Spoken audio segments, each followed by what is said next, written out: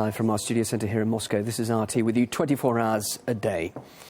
A Russian court has dropped piracy charges against a group of 30 Greenpeace activists who attempted to board a drilling rig in the Arctic last month.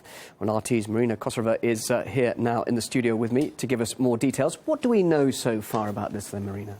Well, the latest information is, of course, that the charges have been reduced. So instead of piracy, we now have hooliganism. And this carries the maximum sentence of 7 years instead of 15, which is what, of course, if they were indeed charged with piracy, this is what they would be facing. And we're talking about 30 activists here from 18 different countries. And there's been a lot of speculation as to what would happen in this case. So this is what we know right now. Now, President Putin, of course, did say that they shouldn't be facing piracy charges.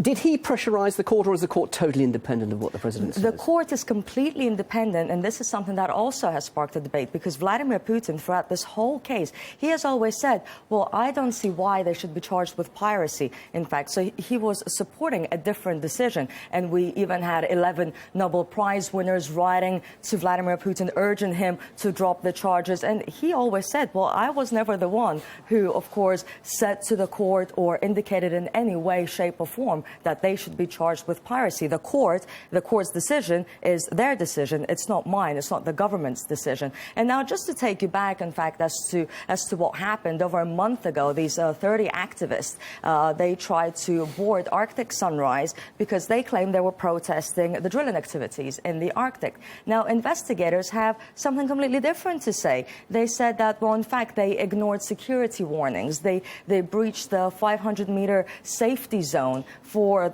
the Arctic Sunrise. And also they said that they posed a real threat and danger to staff and crew members on board that vessel. And these are charges, these are activities which are normally punishable by law, which is what they were trying to do. But again, perhaps not with piracy charges. Well, of course, Greenpeace was saying they were doing nothing wrong.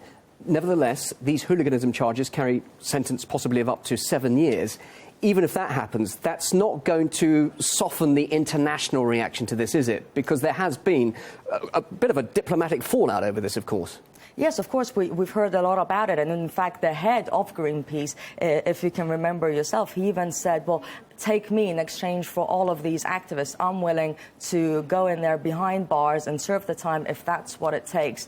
But again, what they were trying to do, what most of these protests were about, was about the piracy charges. This is what they were focusing on. And if we just take that aside, well, now it's hooliganism charges, which, let's not forget, I said this carries a maximum sentence of 7 years, but they could get away with just fines. And we're talking fines for resisting law enforcement, for, of course, posing a threat to staff members, which is what criminologists and investigators have said from day one, which is something that they did. And in fact, we can see it from the footage when they tried to board that vessel. There were some illegal activities involved. Well, they've been detained for quite some time now, but the court now will obviously be hearing the case, so this could go on for a few more weeks, perhaps. Yes, of course, until we hear, in fact, what it is that they will get, the verdict, the sentencing, and how will they proceed. Would they get 7 years behind bars, or perhaps a fine of perhaps 3,000 rubles? Who knows?